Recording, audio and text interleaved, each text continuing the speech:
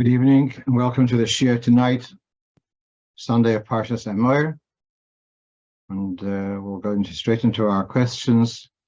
So I've had this question several times. There is a mention in the Gemara about certain things which are asking for a Ruach Ra, which is an evil spirit, to reside, and so we're going to read the Gemara.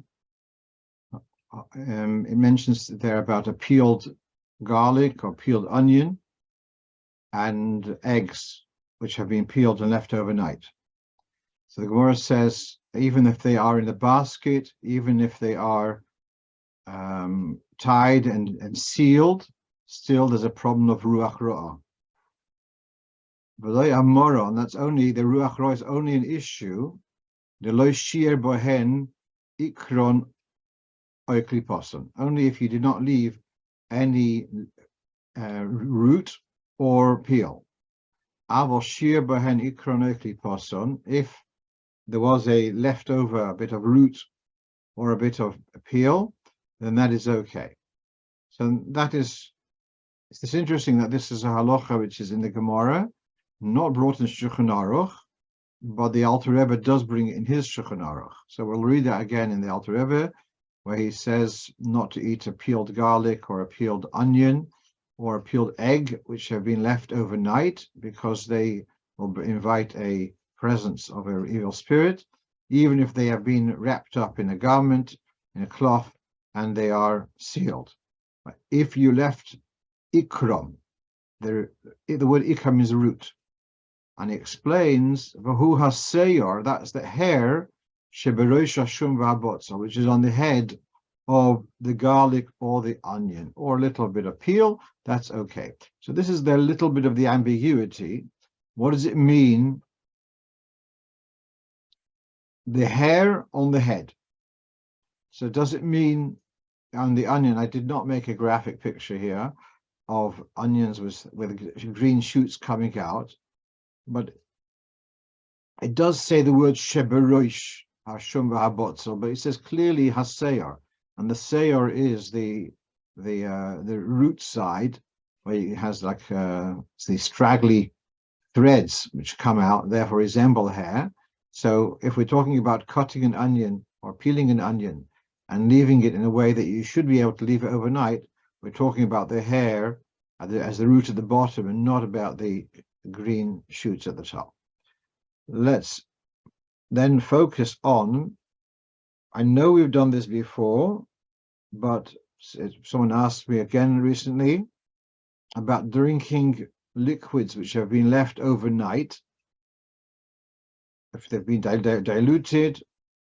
So if they're left overnight in a metal container, so it would be also inviting a Ruach Ra. And here the Alter Rebbe is the one who adds not only other drinks, but also water left overnight in metal containers. Now, we discussed this last summer, Parshas Shoftim, and I did refer to the Rebbe's comment on this. Nowadays, people are not particular about this. We all have, the Rebbe does not mention this, but it's so obvious that everyone we use water from taps. And the water from taps has been left in metal pipes overnight. And so we have the idea of Shoym Psoim Hashem, when there is something which is mentioned in Gemara as being a risk, but it's widely done, so then we will take the view of Shoym Psoim Hashem.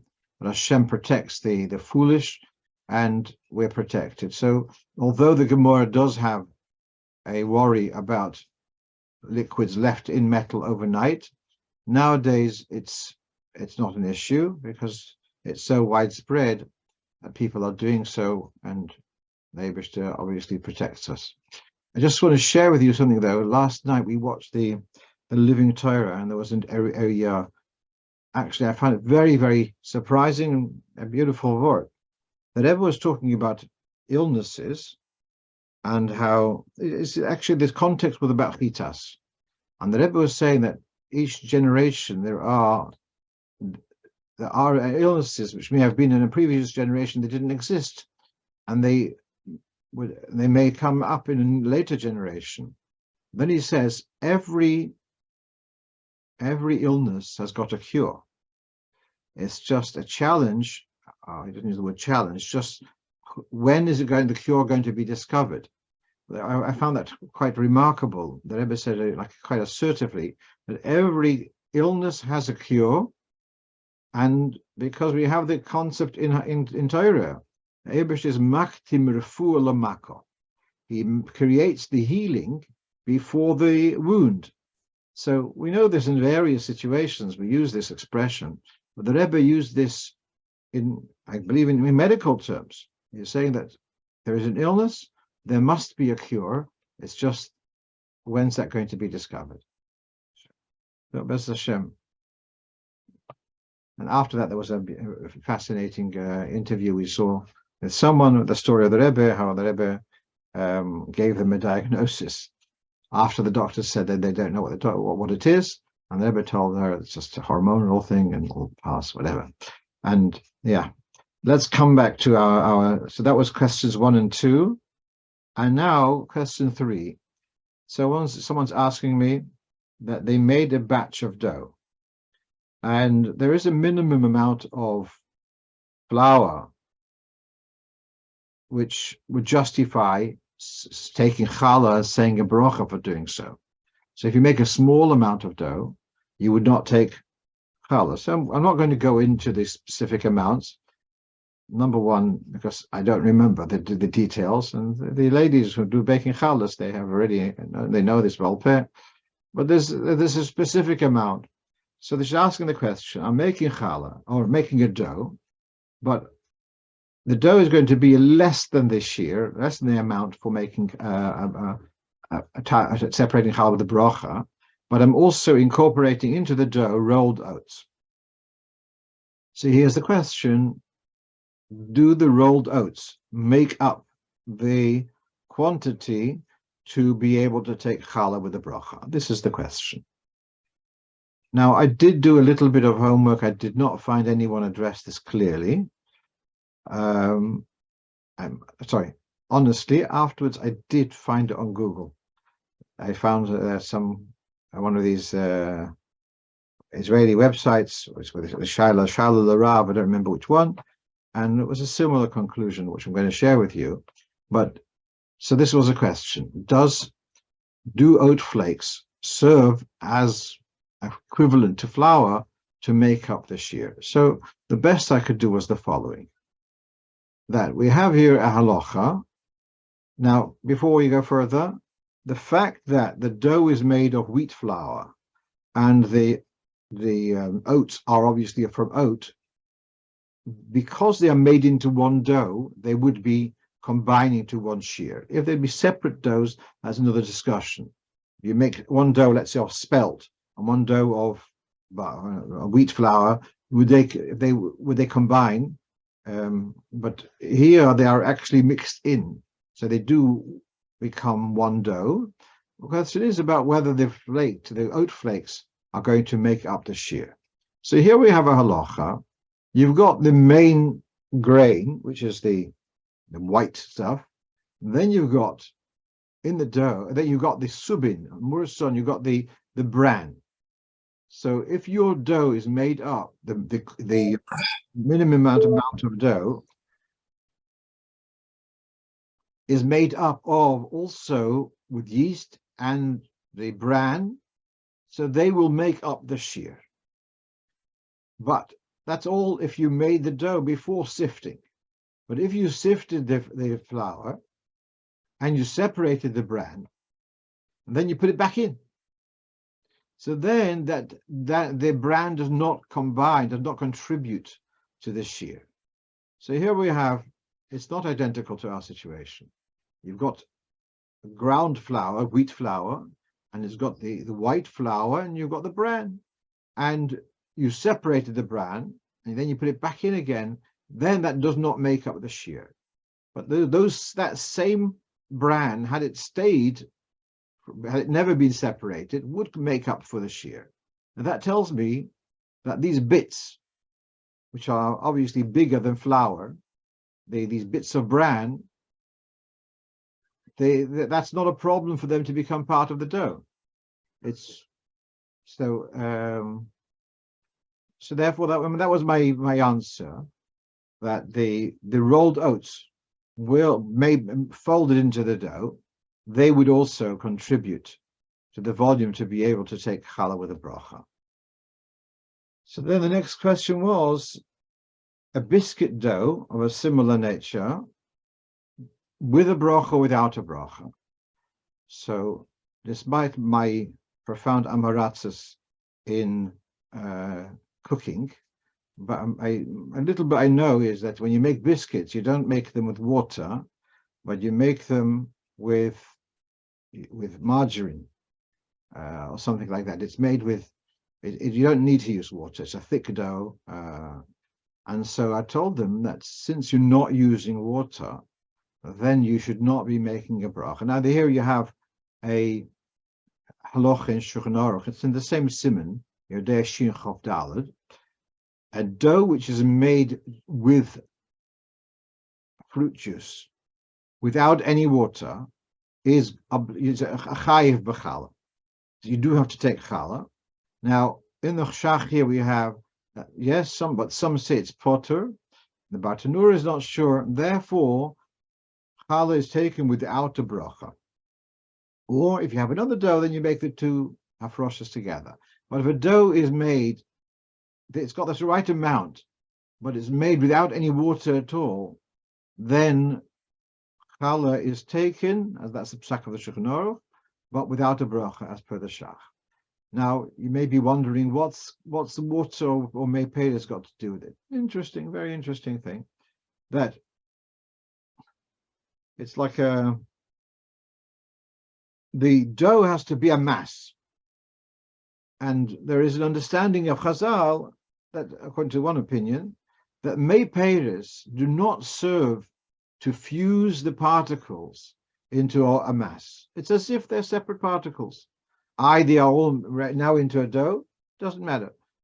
Because it's not made with water. Water is able to kind of make the dough into one entity. But mei peres, pure mei peres, would not. Now, perhaps it's worth mentioning that if the mei peres is reconstituted orange juice or reconstituted apple juice, etc., that's a different story. But if you're talking about pure mei peres, let's say the example of margarine, where there's just mei peres, then you would not be able to say a bracha on a dough, even though it's got the right amount, right quantity. Let's move on. So that was 3 and 4. So now we go on to chocolate coated matzo. So someone in Riga, in German, he sends me questions from time to time, and chocolate coated matzo. So now you know, if you go to Riga, you can get chocolate coated matzo. So now he's asking, what's the bracha? And really, I got into a dilemma here, because we know the rule that generally a dogon becomes the dominant component of a mixture. So here we have, this is from the Alter Rebbe Siman, Perek Gimel, grain, because it's called mozoin, it's always counted as the ikar, the main thing. And even if the majority of the mixture of the food is honey or other things, and it's only minority is made from grain, chameshes haminim, even if the main thing is taka, you want the sweet stuff, and the grain there is only to give it a little bit of taste, l'hachshira, there's a bit of an unclear term, the grain becomes ikar. All right, there are exceptions. We know that, let's say, fish balls, which are made with matzah meal, so there the understanding is that the matzah meal is there just as a binder, not for taste at all. But generally we say that the grain becomes the dominant feature. How does that dominance given to grain, how does that match up with the famous Mishnah, which everyone's learned in Brachas? If you have a strong piece of herring, whatever, however you want to say it. It has a very strong taste. Yeah. So you have this piece of herring that's got this strong flavor, and in order that it shouldn't hurt you in your throat, so then you love that herring, but that's why you're eating it. But nevertheless, it can be a bit painful. Therefore, you take a piece of bread. So you don't make a brach on the bread. So now my question is, how do you reconcile that the grain always becomes the main thing? And here we say, no, it's a piece of, and really that's what's bothering me about this chocolate-coated matzah. Why are you eating it? Because you want chocolate. But the grain becomes the dominant feature. But in the case of the herring, we said, no, it isn't the same thing. It doesn't become the dominant one. And you make a bracha shehakel on the fish, and you don't make a bracha on the bread. So how do you reconcile? So I thought of a solution that perhaps there's a difference between a mixture and another form of combination. In a mixture, both foods, then the grain becomes the dominant in the mixture. But here with the herring and the piece of bread, they're not mixed. So the Eibishter helps that I looked a little bit further and I saw I was wrong. Because here it says, if you have in Sif Zayin, the same Perek Gimel, a dough which is filled with meat, fish, cheese, obviously not the same one. So then the filling, so let's think of a falafel, but baked that way. So the filling is toffel, is subsidiary to the shell, and you make, whether it's hamoitzu or hamazonis, you make a bracha on the shell, and he says, even if the filling is a rav moed, there's lots of filling, and the main thing for this is the filling. But nevertheless, you make a bracha on the grain, on the hamoitzu and hamazonis. All right, but there perhaps here's the answer. There is, after all, still there's the primary desire and there's a secondary desire. And although the main thing I want here is to have the milui, I want to have this filling, but I also want to have a bit of bread, whatever it may be, and therefore the bread becomes the dominant one. So coming back, so we're going to have to say this is the answer. When in the case of the fish, the herring, there's no interest in the bread at all. It's just there to temper the taste of the herring, and that's again the Alter Rebbe does say so clearly.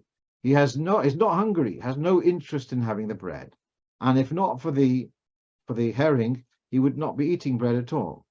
If he does want to have the bread, then he has to make a bracha on the bread. So coming back to our chocolate coated matzah. And the fellow writes, it's a thick layer. I've never. He didn't send me a sample from Riga, so he tells me it is a thick layer. So then my understanding is it's a piece of chocolate. It's a piece of chocolate instead of having nuts in it, instead of having raisins or whatever it may be. So they've put in some matzah, but really that's just a base to hold it together or to give it a little bit of crispness or something, perhaps to temper. So that was my feeling. I felt that it's very much it's a piece of chocolate which has got a bit of matzah just to hold it together or something, and therefore it would be shehakel. I might be wrong, but that was the way I felt about it. Right. Going on to here's a question. So a shliach is going to visit people. That's what shluchim do, Baruch Hashem.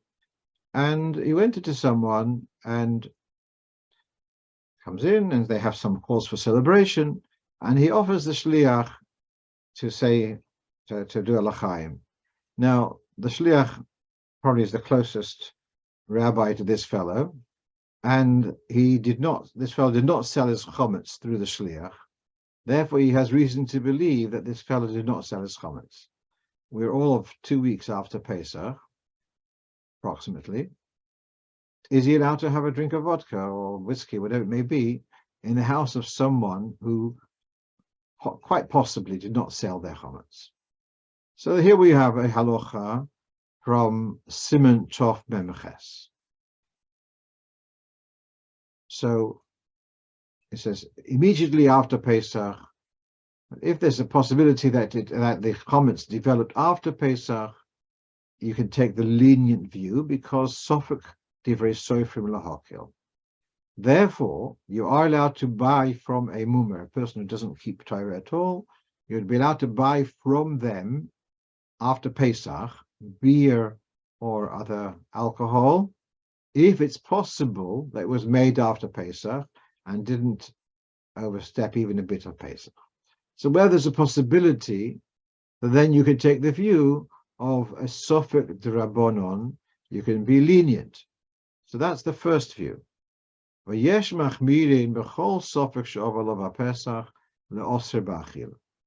are those who disagree, and they say Sofek chametz she'ol v'alav Pesach is not allowed.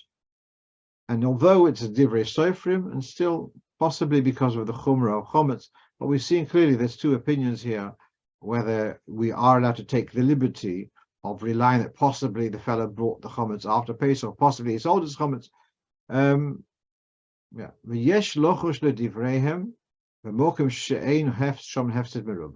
So bottom line is that if there's no major loss, then we should take the cautious view and not have this chametz, which might have been aval Pesach.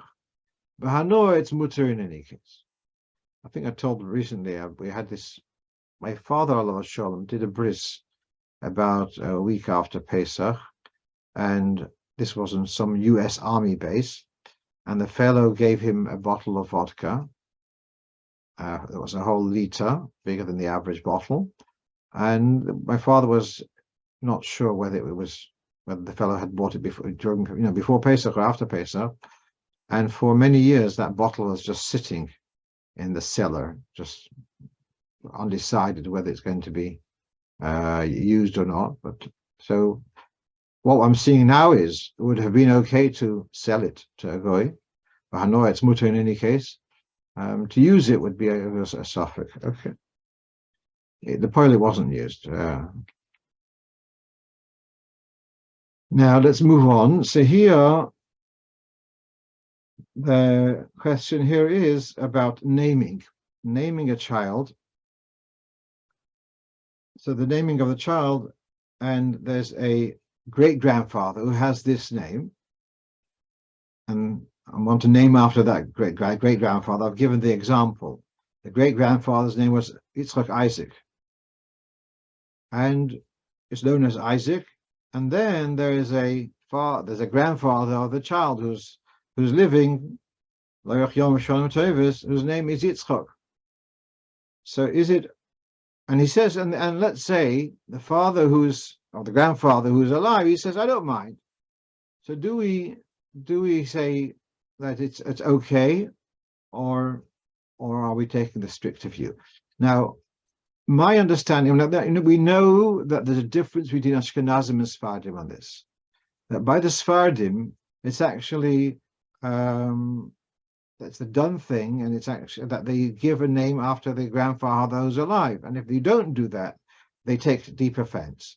But by Ashkenazim, it's the other way around, that we do not give a name after a living person. My feeling about this is that it's not just we don't do it, but there's actually an element of sakona, etc., of kapeda, not to kind of say, oh, I don't mind if you give, as if the person is saying, even though I'm alive, I don't mind, as if I'm not alive. Yeah, that's what they're saying in effect, and that's kind of preempting stuff. I know that in the family there's someone who did give permission.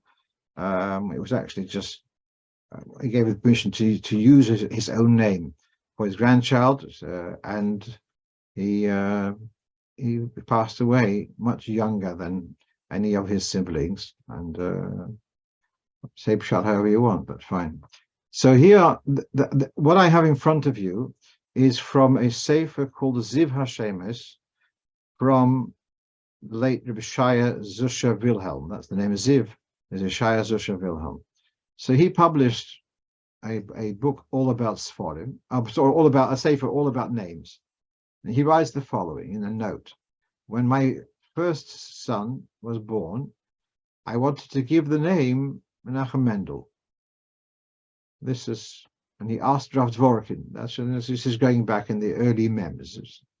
So he asked Rav Dvorkin, what was the question? He wants to give the name Menachem Mendel, but actually, his wife's grandfather was, his name was Yankel Sperlin, was known as his full name was Yaakov Menachem Mendel. So can he give the name Menachem Mendel when there is a Zayda whose name is Yaakov Menachem Mendel, but is known as Yankel? So Rav Zalman Shimon answered me at the time, although there are aspects to be lenient. First of all, because he had another name. Plus, he's not known as Menachem Mendel, he's known just as Yaakov. Nevertheless, since this has all got to do with Kepeda, do people see it as the wrong thing to give a name after a living person? Therefore, better not to do something which people may find it upsetting. So that's really why I answered to this Baal Simcha, which is meant to be tomorrow, I think, but not to give a name, even though the grandfather says he gives the go-ahead. People sometimes don't realize what they're saying, and they give a go-ahead, and this is what the wisdom, Baruch Hashem, we have Sfarim, which tell us it's not a good idea. Right.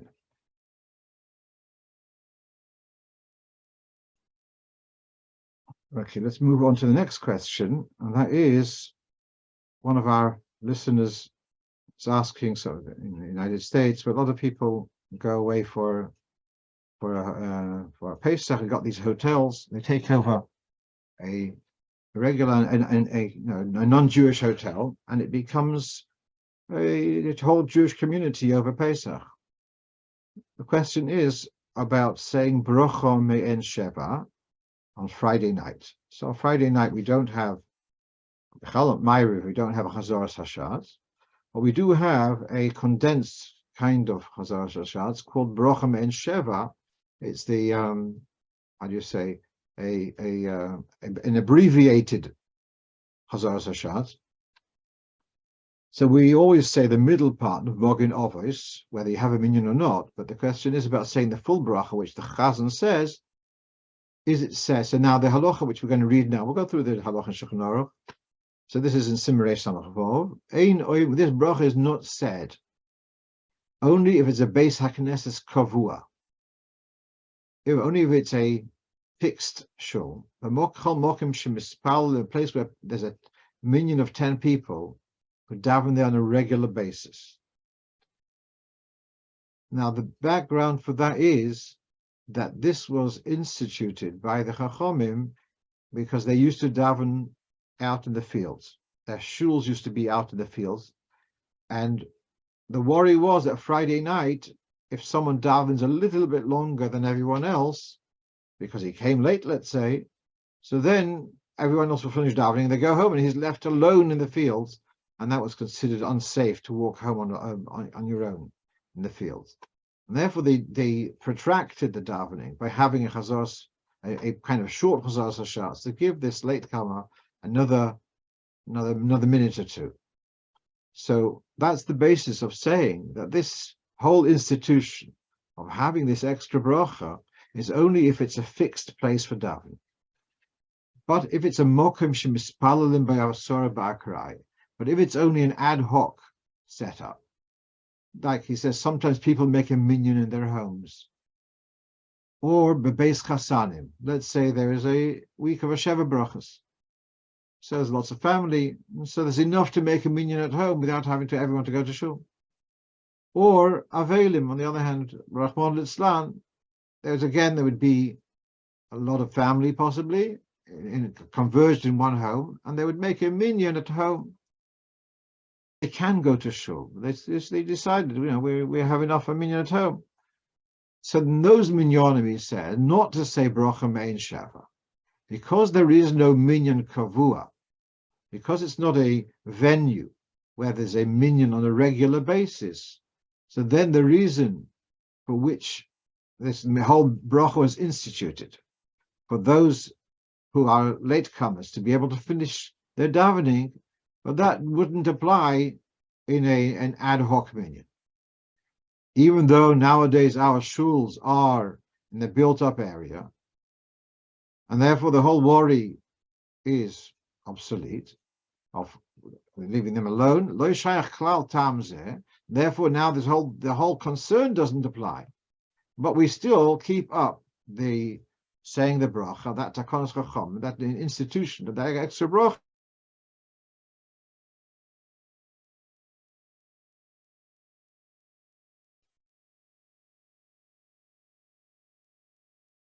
Okay, so he says, where there is no minyan kavua, there was never an institution to make such a bracha. So this is where the problem is. So you have here a space, a hotel, where it's not a mokim kavua. Of course, over Pesach, they've designated one of the reception rooms for a shul, very comfortable, but it's not a mokim kavua. Should they be saying bracha me'en sheva? Goes further.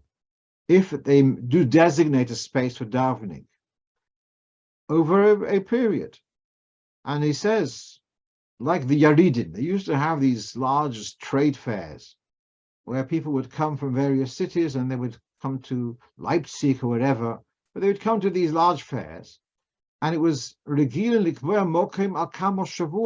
be even several weeks. The traders would come for several weeks, and there would be an ad hoc place for several weeks. Still, so then yesh mishahoira the omrosham. Some say that you should say the ben sheva there. Shagam shom yesh ma'achim lova. There are latecomers there also. And then he goes further.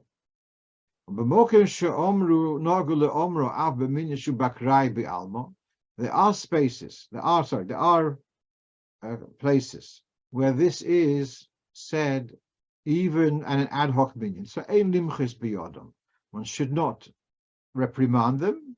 So since this idea, an ad hoc minyan doesn't have bracha me'en sheva, is not mentioned in the Gemara. So what we're reading here is, the primary view is, in an ad hoc minyan, you don't say bracha me'en sheva, and therefore in the hotels, they should not be saying bracha me'en sheva. If they are, it's not. Don't make an extra fuss about this. It's tolerable. Now, so then what's the bottom line? Is there a bottom line? So this is a note which I've written in the Siddur, that there are those who maintain that according to Kabbalah, this should be said in any case. This bracha should be said in any case, al pi Kabbalah. And yet, Reb Chaim Noah in Sos HaShulchan writes that if there's no set minhag, then don't say the bracha. So that l'chayr should be the bottom line. We're not finished yet. Then I've shared with you that about 3 years ago, came to light a wall chart of minhagi Beis HaKnesses according to Chabad from the year Tofresh Samach Vav, which is 120, almost 120 years ago. And it has their Minhagi Chabad, and there it says, also b'minyan shehu bakrai b'almo efshalohem loima mogen oves. This is interesting. He's telling us in that luach that even an ad hoc minyan you can say mogen oves. So that if you're asking what's the historic minyan Chabad, so I'm seeing there that 120 years ago, this wasn't okayed by any.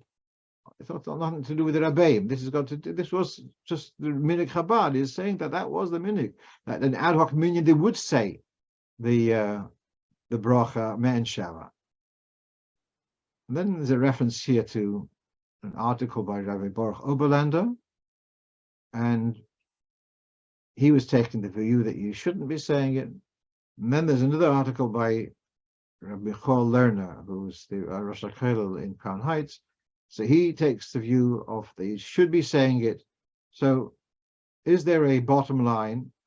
Not totally. What I'm seeing is, though, although Reb Chaim Noah says, if there's no minig yadua, not to say it, but I'm seeing that the Luach Minhagi, the minig of Chabad in Russia, this Luach is published in wherever it is, but it's for various cities in Russia, and it's saying that the minig is to say the bracha, even by a minyan shuhu bakrai. So that's interesting. That it looks like the minig was accepted to say it even in ad hoc minyan. I was once actually years ago, many years ago, I was in someone's house in a small shtetl, and we had a family Sheva Brochus, kind of Shabbos, and I told the chaz not to say Bracha Men Sheva. But afterwards, the Balabos told me that actually they do. It's not the first time they've had a minyan Friday night. Sometimes they make the walk to the shul is a long walk, so very often they would make a minyan in their house, and that he had been advised to say Bracha Men Sheva. So now you've got a little bit of background that there is room to be makel to say it. Okay.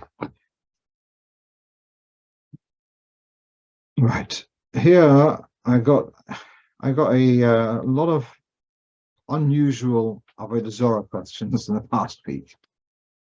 Well, one of them I'm sharing with you now is that a shliach received a gift of a large etching, or if that's the right word, of the Last Supper. And it's made not a painting, but it's like embossed. So it's like statues, etc.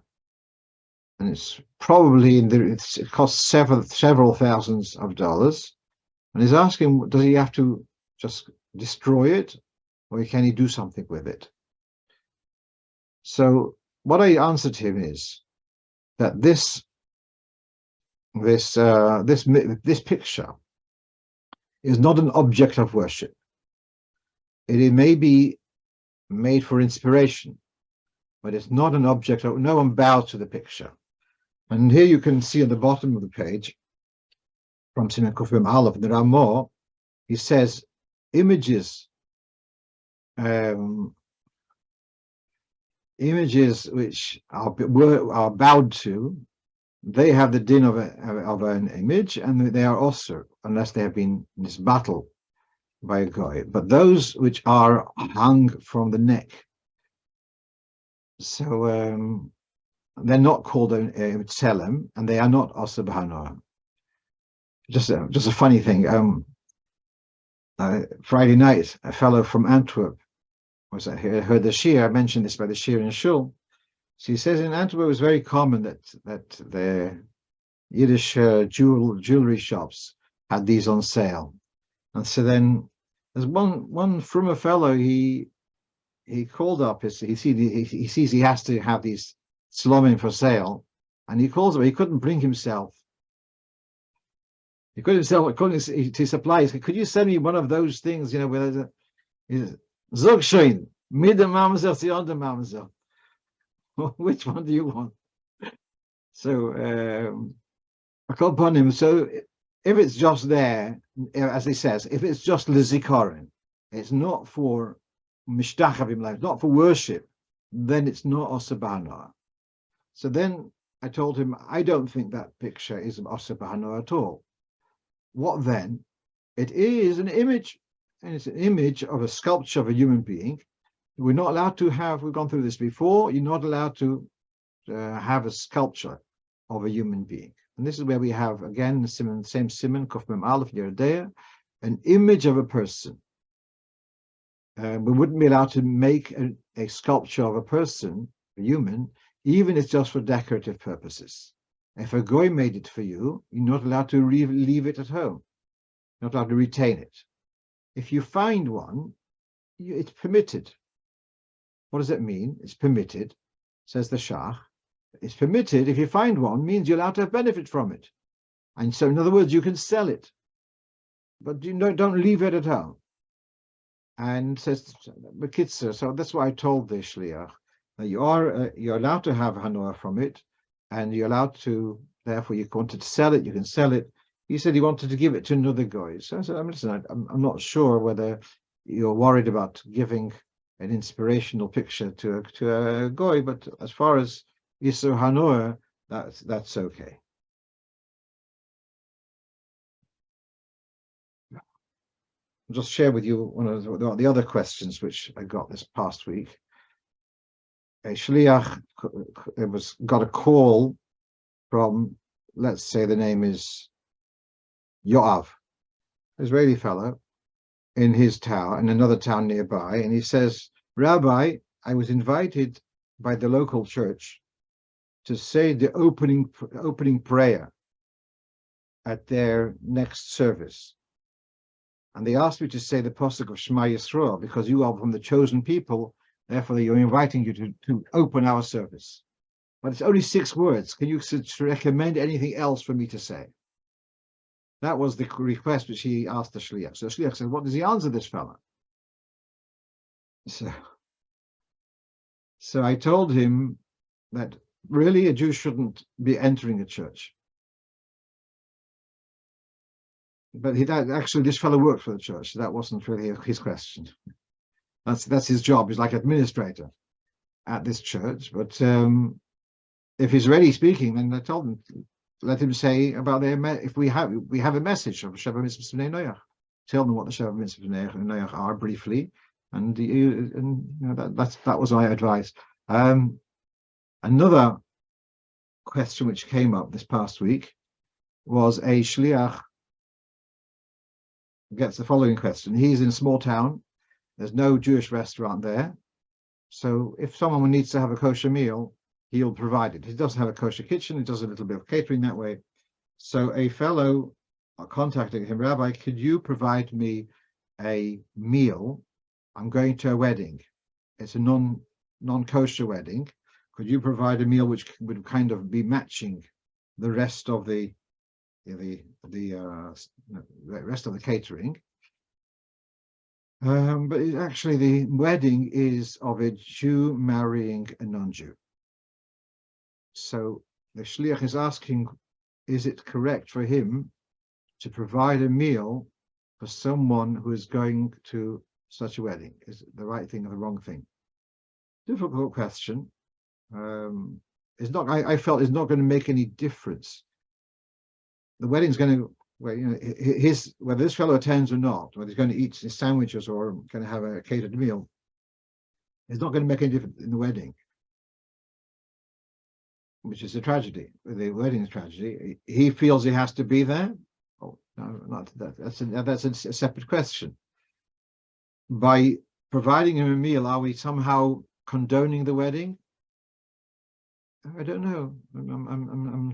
I'm not so sure whether that's considered condoning. It is sad, obviously, but I don't think that providing the meal is in any way facilitating the wedding should take place. That was my feeling about it. Yeah. One more crazy question. A supplier of Judaica somewhere in the United States, he has like a website, and then he has a request for a customer, Jews for J. They ask, can he be a supplier of theirs? So I felt we both agreed that although Stam Goyim perhaps to provide them stuff maybe not such a problem, but these are our enemies. They are what we're trying to make Yidden into Yiddishkeit, and they are looking to ensnare Yidden away from Yiddishkeit. And if you take them as a customer, give them rotten service. Just give them the runaround. Never having the goods in time, etc., etc. So, right. So he liked that one. Let's go. We have a couple more things left on our list, and that is, someone asked me, what is the background to the 5 double letters in the Hebrew language? Not a question of halacha, but what is the background to the fact that we've got 5 letters in the Hebrew alphabet which have doubles when they are at the end of the word? So we know there's a Gemara in Megillah which talks about the Pesach and saying that they were reintroduced they were forgotten and they were reintroduced by the Nevi'im. There are lots of explanations in Kabbalah about this. I'm sure we've discussed this before, that why it's in this order. Mem Nun is 90, Tzadik is 90, and Pei Chof is 100. So 90 is Melech, and Moloch is again 90, and Yimloch is 100. So by this formation of Pesach, it's a remez to Melech, Moloch, and Yimloch, and there's lots and lots of stuff in Drush and remez, etc. For example, the famous thing that emes, the word emes, which means truth, is the first letter and the last letter and the middle letter. It's only mem is only the middle letter if you have the 7 double letters. Otherwise, mem is a bit more to one side than the other.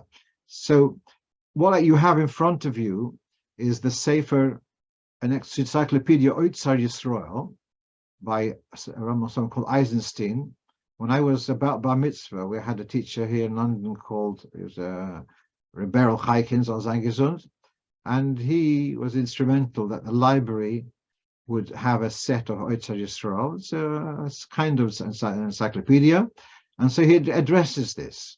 And he says, what is exactly the reason for this? It's not so clear. If it's that the final letters are to make separation between one word and the next, why dafka on these? What I could suggest to you is that the other letters, most of the other letters, are either like vertical spikes, like a Zayin, Vov, Reish, just got one leg going down, or they have 2 legs, like an Aleph, a Ches, Hey. These are most of the letters. Then we've got a few letters which have got a wide base. These letters have got more of a curved base, and by opening them out, it's not going to distort the shape. You'll still recognize the letter. If some of the other letters, let's say even a base, which is they're so close to a chaf, but the base has got a bulge sticking out on the back of the letter, that would be lost if it would be stretched down, and therefore the ability. So I'm not talking about a Kabbalah. I'm talking on the pshat level. The ability to take a curved letter and straighten this, make it vertical, is actually quite limited. Samach is also curved, but if you'd open up the samach, it wouldn't be a samach anymore. It wouldn't be recognizable. So it's only these 5 letters which you do have the possibility of making them longer and able to designate, to show the difference between the final letters and regular letters. Right. So obviously our Sofer is pointing out the confusion between the Zayin and the long Nun and the Reish and the Chof. Yeah, and so this is as much as I'm going to comment, because I feel when it comes to Sofras, it's such a specialized field. When people ask me questions about Sofras, I tell them go to the specialists. Okay, 2 more things before we finish off for tonight, and that is one. If you remember last week, I told you a story about my conversation whether the Rebbe's Farbrengen was Suda Shniya or Suda Shlishis, and how that that Farbrengen, that Shabbos afternoon, the Rebbe told him to sing Bnei Challah. So one of our listeners, Me'ev Elayam, sent me the following message. He mentioned about Suda Shlishis. Apparently, until Chof Beis Shvat, the Rebbe would make Kiddush at the Farbrengen. But after that, not necessarily every week, but many times, he would say at the Farbrengen, he would say Mizmor David and the Askinu of Suda Shlishis, and he would make the Bracha Be'Pri Agofen, but Lav Davke would he have Rov Kos. In other words, what they're suggesting is that the Rebbe did not make Kiddush when it was Farbrengen. He'd already made Kiddush in his room before he comes down, and Bin Yotzeh is Suda Shniya in his room, the time between 12 o'clock after davening until 1:30 when he came down to Farbrengen. And so by the Farbrengen, he's saying that they saw that the Rebbe would say the Askinu relevant to Suda Shlishis. Bnei Challah is a different story. That's a whole long thing, but that's Askinu. I guess I asked him where did he know this from. This Bocher, which I actually found this amazing because his father is much younger than me. So this fellow did not see it himself, but it's amazing how you've got these young fellas who are so knowledgeable about every detail of the Rebbe's Hanhagas, which is I find amazing and beautiful actually. So he's saying that they would see that the Rebbe would say the Askinu of Suda Shlishis at the Farbrengen, which would confirm what I'd said, it's Suda Shlishis. Plus, the Rebbe would many times, as I also remember, the Rebbe would refer to that this Farbrengen is the time of Raiva de Raivin, which is the Rotzen, Sheba Rotzen, a very special time, but that's the Lashon of the Zohar in reference to the time of Suda Shlishis. And the Rebbe would very often say that the Farbrengen is at a time of Raiva de Raivin. Okay. One last thing, and that is that over Shabbos,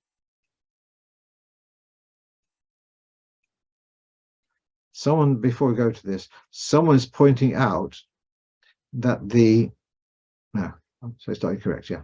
Okay, leave it. So on Shabbos, I gave over a Sikha from Chelik Yud Zayin about the beginning of Perek Gimel or Pirkei Avos, about praying for the peace of the government. And it was Bashgacha Protis, very relevant to the forthcoming coronation. There's been a discussion amongst Shluchim about whether it should be, how to celebrate, etc. But here I want to just share with you one note over here. And the Rebbe is talking here about Mispal B'Shloimeh Shel Malchus. And then it talks about Moira Malchus. That if not for the fear of the Malchus, so then there would be anarchy. And the Rebbe talks about Ish Yisrael Chaim Beloi, doesn't mean necessarily anarchy in a violent sense, but the idea that a more powerful entity should feel able, and is able, to swallow up a smaller entity. That's what it means by Chaim Beloi. It doesn't mean necessarily, as I say, it doesn't mean murder or stealing, but that that expression in English, dog eats dog, which is legitimate but immoral.